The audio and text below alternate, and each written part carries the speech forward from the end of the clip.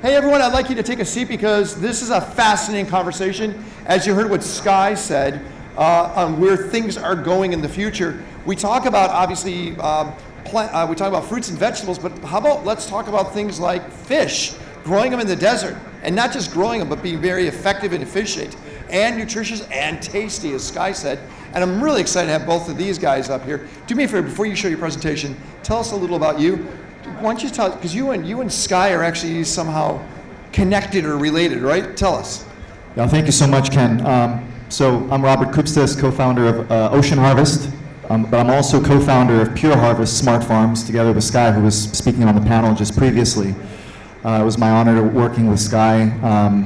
I originally come from a policy background. I worked in Washington, D.C. for a while at the Energy Office of the State Department. I studied international policy studies with a focus on energy, environment, and natural resources at Stanford University, which is through the network that I met Sky. But Sky, through his background as an investor, as a businessman, you could say helped train me a lot on kind of the finance, management, commercial aspects of just doing business. So, but obviously I've been in the region for 8 years. Pure Harvest is a very similar profile venture to what we're working on with my co-founder Haitam. It's agribusiness, it's capital intensive, innovative agriculture, which is using technology to localize food. And so obviously a lot of experiences from building Pure Harvest with Sky, and leveraging towards this venture as well. Do us a favor, introduce yourself. All right, thanks, Ken. Yeah, my name is Haitam Shansha. I come from an agribusiness background, family business and commodity trading and food processing.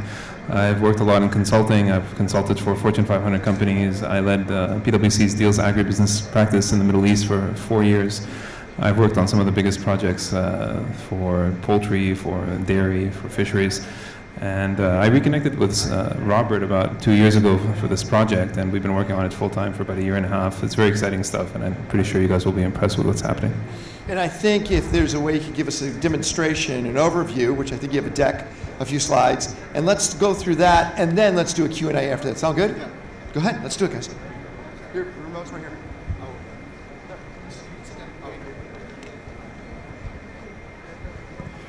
Great. Well, so we're with Ocean Harvest. We are a technology-enabled agribusiness. We're based in the UAE, registered in Abu Dhabi. So, in a nutshell, we design, build, operate high-tech recirculating aquaculture systems, indoor fish farms. We're specialists in salmon. We're focused initially on Atlantic salmon. There are many different types of salmon. And our kind of secret sauce is on advanced wastewater treatment, and so we are specialists in recirculating water, treating it, reusing it, so that we can essentially site these facilities inland, closer to the end consumer, away from marine environments, which is where typically recirculating aquaculture systems have been based. What's quite interesting is that this is an ESG-focused business, very similar to Pure Harvest. There are a lot of positive environmental, social, economic benefits in terms of quality, freshness, longer shelf life, cleaner product, no pesticides, no antibiotics. CO2 emissions are a lot lower, and you also don't have kind of the animal welfare challenges typically experienced, in traditional farming with pests and diseases. Haitam. Yeah, so Atlantic salmon is a very cold water fish. So you can only grow it all the way in the north or all the way in the south. And the only countries that have enough production that can actually export as well are Norway, Denmark, Faroe Islands, Scotland, and Chile. And the issue with that is that from the time you harvest it out of the ocean till it's on your plate here is already about 3 to 5 days. And the fish will go bad by about 10 days. So essentially you have 5 days to bring it and then sell it and consume it. And having these systems domestically means that you harvest same day or next day, and basically, you'll get a much cleaner and a fresher fish. And what's happening is that, as well, is that most of the consumption is actually in the U.S., China, Japan, and this part of the world. And those are very, very far, and they're all being air freighted. That air freight means it's very, very expensive. It adds about 40 to 50% of the cost, and it's very environmentally detrimental. The carbon emissions from air freights are extremely high. At the same time, air freight means that supply chains. So in the middle of COVID, all these passenger planes didn't go from one place to the other, and most of the salmon actually goes belly up on passenger planes. So you had problems getting the fish here, and you wouldn't even be able to meet demand. So having it domestically solves all these problems. Yeah, I think the takeaway is that the global food system is broken. A lot of the salmon is simply flown on planes, which is just not sustainable, right? You want to kind of take this one? So, I mean, just in a nutshell, the price of salmon, at the farm was, let's say, $7, and it would cost almost $10 to bring it here. But then during COVID, demand went down, prices plummeted, because globally, about 60% of salmon is consumed by hospitality. But, supply chain meant that the air freight doubled. And today, the supply chain problems are still there. So actually, demand is back up, supply is back up, but, it's costing a lot more to bring it here. These supply chains and these demand and supply issues are why we're doing something here and bringing it to market. So, stepping back a little bit and talking about the macro situation, so you see a lot of demographic changes which are making it more difficult to deliver food. You have population growth and you have urbanization, making it, not only do you have more mouths to feed, and more people are demanding also fresher, cleaner product, but also it's getting more difficult to deliver the food. In the meantime, you're having production limitations using traditional farming methods. It's a lot more difficult to get licenses in traditional farming areas such as Norway or the UK and Scotland. And you're also having issues in terms of water scarcity, which we obviously have here in the UAE, but trying to find new areas is getting more difficult, especially closer to end consumers. This sort of slide is sort of showing kind of a benchmarking that we've completed from an ESG perspective, kind of comparing our farms with traditional farms. This isn't to point any fingers at any specific companies, but it's just sort of representative of open net pen cages, which is the traditional way that salmon is farmed, such as the fjords of Norway, and then also our recirculating aquaculture systems. As you can see, across the board, in an indoor environment, you don't have issues related to pests, sea lice. You don't have to fight the sea lice with any kind of treatments or pesticides. Don't have any antibiotic use. And also you don't have fish escapes, which is also a frequent problem as well. Kind of in a nutshell, what is a recirculating aquaculture system? It's a large water treatment system. The fish are grown in tanks depending on the different stages of growth. The water chemistry of the tank is going to be different.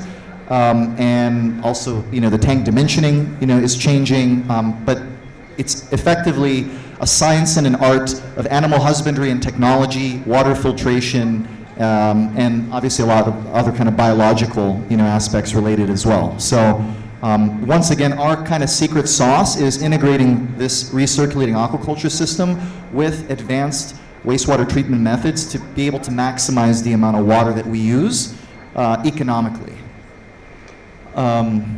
Yeah, so just in a nutshell, if you compare fisheries and aquaculture to other intensive animal farming methods, namely red meat, poultry, swine, and fisheries, fisheries and aquaculture is better across the board. Number one is the main metric is feed conversion ratio. The red meat would be anywhere between 5 to 10 kilos of feed per 1 kilo of meat. Swine would be about 2 to 3 kilos. Poultry is 1.5 to 2.5, so poultry is a bit efficient. But fisheries is definitely on the lowest. It's somewhere between 1.1 to 1.3 kilos of feed for every kilo of meat. So the impact on the environment is massive in that you don't need to grow a lot of feed, the corn and soy, to be able to get the animal meat that you want. At the same time, fish welfare is definitely the best when it comes to aquaculture. Whereas, in poultry, you might have 50% mortality on some of the farms here, whereas in fisheries, it's the massive effect is barely less than 10% on average. So it's, when you're thinking about how do you want your meat and how do you want most sustainable and the best welfare for the animal, fisheries is it. So, in a nutshell as well, what we're doing is we're cutting down the supply chain, right? So whereas you have many different steps involved in the traditional supply chain. The logistics system is quite complex. The product is passing through many different hands and storage systems, different traders and transport companies. For us, we're producing here locally about 1.5 hour away from most of the population in the country.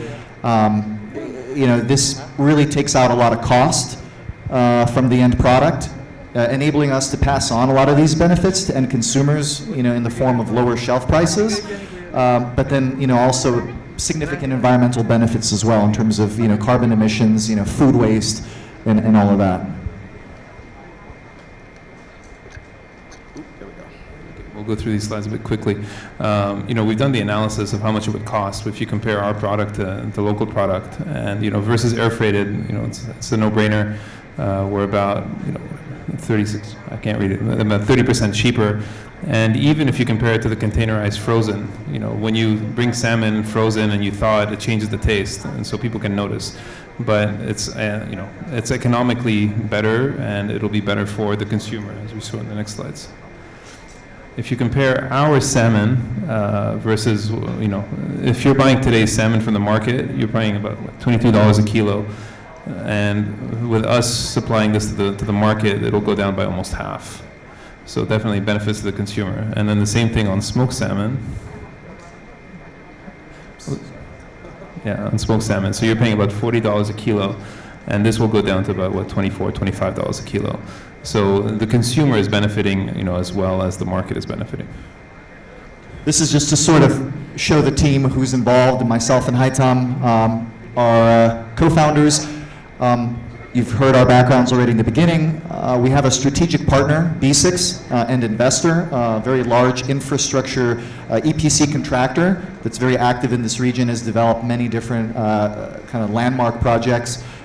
We also have Bjorn Mirsef, who's a celebrated Norwegian biologist, aquaculture expert, entrepreneur, kind of a celebrity in the industry. And then we have Sky Kurtz from Pure Harvest, obviously, who's an advisor and an investor, bringing in a lot of expertise as well from his sort of years of experience. And then Anil is our legal advisor, who's also advisor for Pure Harvest and ex-Kareem. Really quickly, we've completed a benchmarking study. If we were to displace traditional farms with the capacity that we're planning, to develop, that'll result in around 30,000 tons a year of CO2 emissions saved. We also are going to be diverting a lot of microplastics as well, because traditional farms, there's a lot of wear and tear on equipment. A lot of that also ends up in the fish themselves and into the environment. We don't have any of these problems. Sea lice is another issue. It's an environmental issue, it's an animal welfare issue, and it's also just a food safety issue. We don't have any of these issues. This is something that's highly tracked in the traditional, you could say, industry. And then also sludge or fish waste. A lot of that from the traditional farms is just discharged into the environment, settles on seabeds, causes a lot of problems downstream. For us, we reutilize the sludge, and we either dispose of it in a sound way, or we can reuse it in other farms. Also, fish escapes as well. Is there also quite a few fish that escape from traditional farms, and that has an impact on the genetics of the wild fish stocks, and also it affects the ecological and kind of behavioral aspects. So sort of in summary, this is the last slide. A lot of different positive impacts that our project is promising. No parasites, no sea lice issues. This is real, true, and tangible food security that we're bringing, to the UAE through localization of production, and ultimately, you're getting higher quality, longer shelf life, and just a more happy consumer. So, please follow us. Thank you. Could I go back to the last slide? Just keep that one up. Any questions? Because I have 10 billion of them. No questions. A question back there. Can someone run? There you go.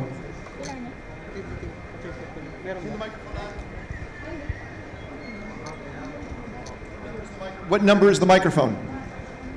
Number 1? There you go. Hi, I just wanted to ask. Real quick, what is your name? Aya. And talk a little closer to the microphone. Go for it. I'm Aya. I just wanted to ask about the egg hatching process. Where do the eggs come from? Are they genetically modified? Yes, no, the eggs come from, there's only 2 or 3 hatcheries or brood stocks that develop these eggs. No, the eggs ours come from Iceland. There is a genetically modified plant in the US, but I believe they're the only one. Everybody else is using non-GMO, non-genetically modified What would you eggs. genetically modify when it comes to salmon eggs? It's not about the size. It's just about the growth rate. So it takes us somewhere between 21 to 23 months to grow the salmon. The one in the U.S. I think is closer to 16 months. So it's just it's saving a lot of time. It's massive. Any other questions right here? Hi. Tell us what your name is. My name is Luma. Very, very interested in what you guys are doing. Great job. Amazing. Just a quick question. We always hear about fish farms being unhealthy or unsafe. Can we talk about if I take an Atlantic salmon versus this farmed salmon, and we look at the nutritional value, what do we see? What difference do we see? And how can you comment on this unhealthy thing and about these lines that look like farmed fish lines versus a natural or a sea salmon? Okay, but just to be clear, you have wild salmon, you have farm salmon, the ones in cages, and then you have wrasse salmon.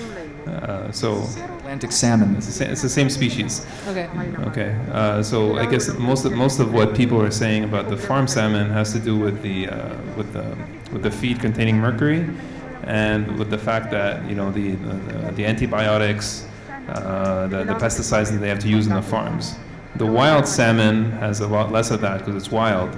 But the wild salmon also comes from farms. They have these brood stocks, and then they put them in the river, and then they basically repopulate the salmon. So about 90% of the wild salmon that you eat actually started off on a farm like this. Wow. Well, there are a lot of other, we could go on and on, but there are a lot of other quality differences. For example, salmon, oftentimes people complain, that it's quite fatty, and a lot of that, has to do because the farmed salmon, often is fattier than, the wild caught salmon, which, is exercising more, it's swimming a lot more. In our systems, we recreate natural currents within, the indoor environment, so fish are actually, exercising like they would in the wild. One comparison actually that I don't mention in the benchmarking is related to wild caught salmon. And actually, like in the U.S. in particular, where I'm originally from, people like to say, well, they're proud. I only eat wild-caught salmon, right? Because it's the highest quality, and you don't have all these problems with farm salmon. But what the point they miss though is that you're not going to feed the world with wild-caught salmon. It's not environmentally sustainable. So good for you, Mr. Middle class, upper income, consumer. You can choose to eat the wild-caught salmon, but this isn't a food security solution, right? So that's something a lot of time people don't talk about. Over here? Yeah. Thank you very much for this wonderful presentation. My name is Amina from Nigeria, seasoned biochemist, chemical pathologist, and environmentalist. Can we go back to slide number 6? Slide number 6. She's paying attention. Yeah.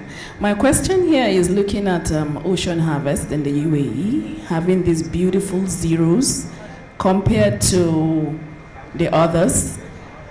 Did you do something different? Were there challenges before achieving these beautiful zeros, or you had your risk analysis, Okay. Well, okay. So maybe this is a bit misleading, but we're comparing the open net cages at sea versus our farm and inside the warehouse. So if you're talking fish escapes is impossible unless we physically take it and throw it in. But in terms of disease, you have to understand that this is a massive, we're treating the water twice an hour. So you have, I don't know, like maybe 2 million liters of water at one time, and you're treating it twice an hour. Every 30 minutes, it's going through a filter, many filters, and it's being cleaned. So the disease, we don't have any disease in the farm. If we did, all the fish would die. So, we do separate it. We have biosecurity measures, but essentially it's very discrete. It's 1 or 0. It's either all live or all die. And so, whereas in the sea, yes, they might have sea lice infestation, but they'll live. In our system, since it's so closed, if there's a disease or a pest or a parasite, it will multiply so quickly that it'll kill everything. So, and this is why the system is like that. It's designed this way. Just because we're treating the water so much more than you would at sea. You don't treat the water at sea. In fact, at sea, they have so many problems that they have to inject oxygen in the middle of the ocean, just so that the carbon dioxide levels don't get too high. They have to throw in antibiotics. They have to throw in pesticides. It is such a very big issue. The governments are not even allowing them to create new cages, and the existing ones are telling them throw them further out to sea because they're causing so much ecological damage. The whole industry is eventually going to move to something like this. It might take 20, 30, 40 years, but these sea cages are going to go out. Every single government understands this is not sustainable. Thank you very much. Hi. Challenging question from Sky. Wait. This guy knows the answers, doesn't he? No. This one, I think it's relevant for the audience, but we've talked about a lot of the good, right? This is a formidable technological evolution in fish farming. But can you talk about some of the challenges, right? Why is this hard to get off the ground? Also, for the players that are succeeding versus those that are not, what is differentiating their performance, right? Because there are some high-profile public failures in RAS systems. So can you guys talk about that too? Because this is a pretty nascent industry with a lot of challenges. I think it'd be great to talk about those as well, and the challenges you guys are overcoming in building this venture in this region. Yeah, I mean, so a lot of the challenges are very similar challenges that you'd encounter in any kind of other capital-intensive agricultural project, right? Including like with greenhouses, except the big challenge with us is that traditionally recirculating aquaculture systems are next to the sea. They're typically taking in seawater and they're typically discharging it back out, which obviously has an environmental footprint. But the big disadvantage to trying to do something like that here in the region is because there isn't really land that's suitable for that, from a regulatory standpoint. The zoning of most of the sites in Abu Dhabi in particular, but throughout the UAE isn't suitable for such a project. And also you need very significant environmental impact assessments if you're going to try to discharge the water. And in Abu Dhabi in particular, you have a lot of sensitive coral reefs.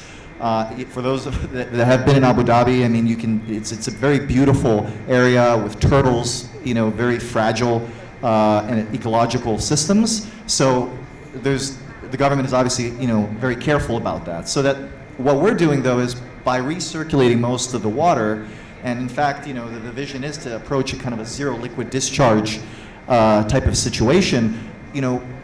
We solve that issue, right?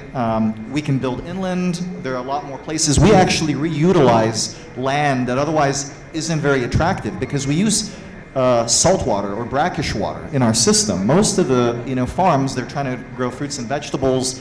They need fresh water or very low salinities. We're happy to take that, actually.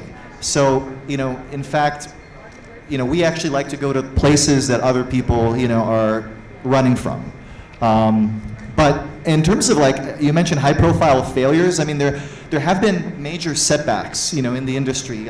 So full grow out of salmon and RAS systems has been around for about 10 years. There have been major setbacks in terms of mass mortality events, but there actually hasn't been a single project that I'm aware of, and I've looked at a lot of projects, that has just shut down, thrown out the keys and gone away, right, and said, no, this isn't going to work, this isn't viable.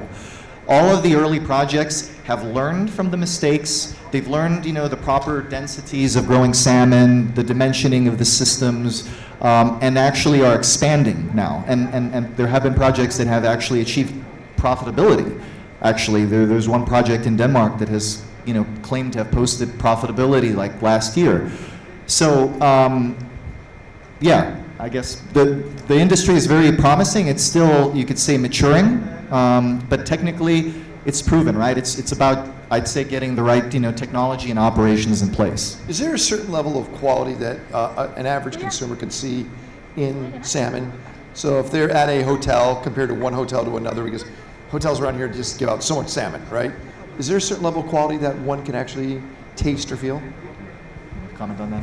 Yeah, well, okay, so the genetics are almost identical. The ones that are being farmed, the ones that we will do, the other ones that other RAS facilities are doing. And that's simply because those are the genetics that have been proven to grow out safely and can handle the stress. So for the most part, they're the same. You might notice some are fattier than others, and again, this goes back to flow rates. But what I would say is that if you do see smoked salmon in one of these towers, and especially if it's marinated, it's probably very low quality. So it might be something that was frozen, thawed, and they had to marinate it in order to remove any smells or discolor, and they smoke it. So sometimes, for example, in the market, if something's about to be 10 days old, they say, okay, now it's time to smoke it. So I would be wary about the smoked salmon and towers. Those are usually the ones that are the lowest quality salmon. And color is interesting, isn't it? Why don't you talk about this? Because it's kind of mind-blowing. Most people don't realize a flamingo and salmon are very similar, aren't they? Yeah, so you are what you eat. It's if you take poultry in the U.S., chicken is actually yellow because they're feeding it corn. Here, most of the poultry that we eat is fed soy. That's why it's white. So salmon is actually a white fish. The reason that it's pink is because of what it eats. A flamingo is the same thing. A flamingo eats shrimp all day, and that's why it's pink. So yes. It doesn't affect the taste. No. No. So for us, the feed is not, it's a reformulated feed based on, soy and a whole bunch of other stuff. So we actually have to make sure that we're putting natural elements of things that would make it color the same. Nobody wants to have a white salmon, and they're not going to understand. I think it's kind of cool, actually, like white chocolate, right? It might be I'm being serious. It's an upper scale version of salmon, and I have a feeling that you can turn it into a different market product line, and that is white salmon. I'm just saying is that those salmon are getting that pigment by eating the krill and in the wild, right? So it's salmon is naturally pink because it gets that pigment. I get it, but what you've already described is even a salmon in the wild has so many elements against it. And especially when it comes to plastics and all that, it's inherent, right? So if you're now showing a white salmon, we know that has been brought into the world in a much more favorable way. So by seeing that, we might even think that's healthier. Does that make sense? Yeah. Yeah. So the thing is, we grow batches in about 9 weeks. Batch 1, 9 weeks later we do batch 2. But it's 23 weeks on an average, right? 23 months. Months, I mean. That's insane. It takes 2 years to grow the full fish. So you have to imagine during every single day, nothing's going wrong. And as Sky said, they're building Pure Harvest in different parts of the world because they're close to proximities. Where would you want your proximities to be? What other cities besides where you're at right now? So if you go 20 years out, where would you have these farms around the world? Wherever there's demand. So for example, Pure Harvest, they use a lot of sunlight. So they're not going to be all the way in the Antarctic or or Norway. But for us, we can actually be anywhere in the world, as long as we have access to power, because we're completely enclosed. So and our recirculating is going to be 100% on land. So we don't actually need to be next to the coast. So we can be anywhere. We can be in the middle of the Arizona desert. We can be in the middle of China, and we can do this. We need access to affordable power, and we need access to water. Is there a lot of proprietary technology in what you're doing? It is. I mean, to our knowledge, our pilot farm in Abu Dhabi will be, kind of first of its kind globally, for salmon. And we have significant, very solid technology partners that we're actually working with that have a tremendous amount of experience that we're effectively co-developing the design of the facility and implementing. So there is a lot of proprietary, you could say, information. Does it take a Vinod Khosla or Tim Draper or some type of VC to say, yep, I like this, as equal to a software company to really get this thing going? Or is it you have to go find money after other types of financial sources? Okay, so I mentioned that it's the same salmon whether you're getting it from the sea. So the genetics are the same. So salmon is actually a commodity. You have NASDAQ salmon. It's a weekly updated price for every single weight class. So you can't hedge salmon. Maybe some investment bank in the future will develop a product where you can take a position. But so because you know what you're getting and you know how to price it, right? It was for us. We've actually almost pre-sold everything. No, I'm talking about as an investor. Yeah, but because it's quite easy to price, it was easy for us to pre-sell what we're doing. And because it was easy for us to pre-sell, that's how we're getting, talking to banks and investors. So now, as us, yes, definitely, being related to Pure Harvest has definitely helped us a lot in the success of Pure Harvest. But at the same time, there are investors worldwide who are doing similar projects all over the world. The ones who are the most comfortable with these investments are Norwegian banks, Norwegian investment banks, and Norwegian and Danish, because that's where most of the industry is based. Do you feel like the current salmon supply has really suffered because of environmental issues? I would say so. Absolutely. I mean, there's there are a lot of reports. I mean, I won't mention it, but there have been a lot of documentaries as well. And Seaspiracy is a great example. Yeah, I mean, Seaspiracy is one of them. But there's also many others that document the conditions of the salmon in these traditional cages, right? Yeah. And I mean, it's gotten to the point where actually, I mean, the prices of publicly traded salmon growers actually, sometimes they move depending on the sea lice counts that because they have to publicly disclose them, and it's actually regulated, in Norway and other places, like how many sea lice a single fish can have. So, yeah. So definitely, this system, I mean, us and others, is the best fish welfare. It's the best welfare for the fish. Zero disease. No need for antibiotics, and also the flow rates of the water causes them to be happiest because they're always, even when they're sleeping, they're swimming. So, and that's why you get the best amount of meat and the lowest amount of fat. Over here. What is your name? What's your question? Do you have a microphone? We'll get you a microphone, Holly. Hi. No, we want to be. Let's take the question back here first, and then we'll get you the microphone second. Go ahead. Hi. My name is Abdullah. I'm from the Maldives. My question is, as you mentioned about the food security in the future, so is this method only limited to salmon, or is it going to be like tuna or other fish in the future? Well, listen, I mean, it's a very large addressable market. I mean, recirculating aquaculture systems have been used, for many, types of species, including tilapia. Actually, speaking of RAS systems in particular, there have been many projects that have been used for trout, rainbow trout or steelhead trout, depending on, which country you're from, how you call it. But trout is much more suitable for growing in these systems. It's less sensitive, than salmon, and so it's also faster growing. So a lot of the commercial, you could say, profitable projects are actually growing trout, which many people won't know. Trout is actually a salmon, and it's actually a very tasty fish. I mean, I hope that we also grow salmon someday. I mean, I really like it personally, and a lot of people do. So, I mean, but tuna is a very large fish. I mean, I think there have been probably trials and studies being done. I can't think of a kind of at-scale commercial, tuna, bluefin tuna project, that's grown indoors yet.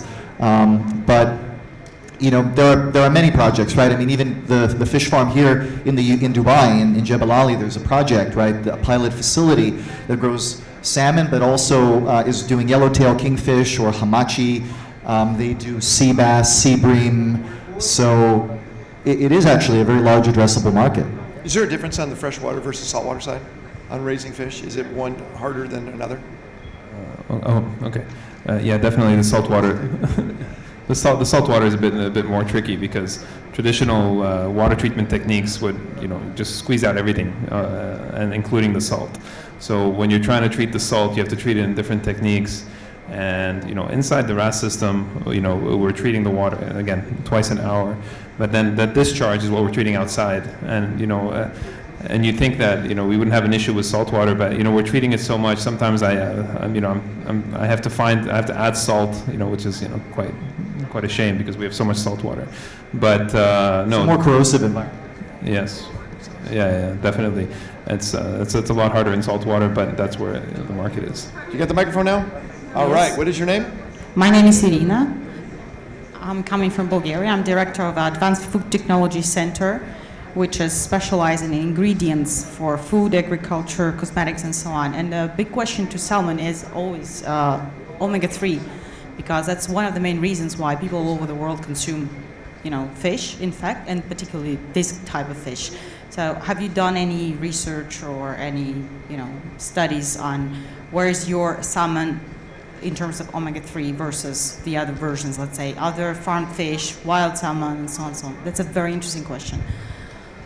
Yeah, I mean, that's actually a very good point. I mean, so the salmon gets omega-3 typically in the wild by eating krill, right, and basically small shrimp-like animals, and those are actually eating algae. And the omega-3 is actually coming, the source of that is actually algae. So, I mean, in an indoor environment, I mean, the type of feed, right, that we provide, is going to be recreating a lot of that. So, yeah, I mean, in terms of omega-3, the plan is, to have the same nutritional quality of our salmon. Yeah, but to answer your question, so again, it's from what it eats. So maybe about 10 years ago, a lot of the aquaculture feed actually was from fish meal, repurposed fish. Today it's less than 10%, but there's a lot of research being done in using insects as a source of the feed now. So definitely, I don't know the impact on specific nutrients, but they're moving away from fish, moving as much away from let's say soy and corn, and trying to do stuff that's sustainable, like definitely for insects. They're trying to move away from anything that's fish feed. Are you just shipping the whole fish then? You're a B2B marketplace, right? So are you shipping the whole fish then to wherever your partners are, or are you preparing it on your side? We do some minor processing in terms of cleaning the fish before we ship it out. But in terms of like fillets, for example, that typically would be done, already by the customer. Okay, got it. So Yeah. the goal is you get it out to them right away, Yeah. and you do it within a proximity of what? Yeah, on site we were going to be cleaning the fish, or we're going to be essentially it'll be head on and gutted. Okay. Yeah. And do you use any of that byproduct for anything else? It is possible to use that fish waste, right, for example, omega-3 production, which is what a lot of they do. A lot of the traditional farmers, they will do that in Norway, for example. Pretty fascinating. I think, no more questions? I would love for you to have right here. Can you get a microphone? Raise your hand. Okay, let's see some cardio. Come on, there you go, you're almost there. And you've made it. And what is your name? Thank you so much. I'm Alejandra Palacios. I'm from Mexico, and I'm into marketing and sales. So then you have the technology, you have the knowledge, the product. So which are the main challenges in marketing terms? The information that the client or the final consumer have because it's so interesting and it's so amazing, all this information that's coming to us. So in terms of marketing, which challenges that you have been faced in all this process? You got all that? Oh, I guess, this is a commodity, so for the most part, the industry players know what they're doing. So for example, if you're a smoking facility, then for us, the smoking facilities, they understand what they're getting. I guess the biggest challenge is that in the developing world, and I'm not calling this developing, but they trust more, Western sources. So generally, when you say you're growing something here, you always have to overcome the perception that it's lower quality. So I would say that would be the main marketing challenge. But for the most part, like I said, we already pre-sold everything, and once we have more capacity than we can sell, then we need to bring out the freshness, the taste, the quality, all those things, the lower fat content, the fish welfare. Definitely we can invest in that as a marketing budget, but we are a B2B, we're really business to business. It's we want to be seen as growers. We want to set up our first facility, then set up a second facility. We're not trying to get into the business of distributing to the customer. Well, this is a very good point. So going off of that, because we experienced it also with Pure Harvest, which is producing local tomatoes and other fruits and vegetables.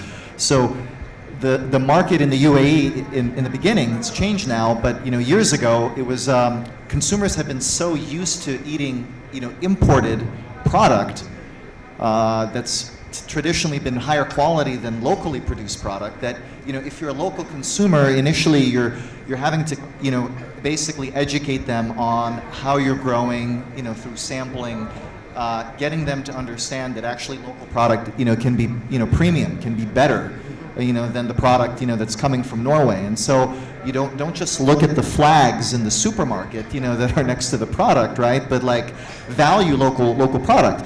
In the U.S. and in Europe, consumers are willing to pay a premium, for local products. Here, it's actually oftentimes the opposite. Like consumers are just expecting, to pay less, for a local product because it might not be as good quality, as long of a shelf life. There may be there's some more pesticides used. Like the quality control, perhaps isn't quite on par, with Europe. But anyway, that's changing massively now. I mean, over the past few years, a lot of that has been done through the likes of Pure Harvest and other types of pioneering, local startups.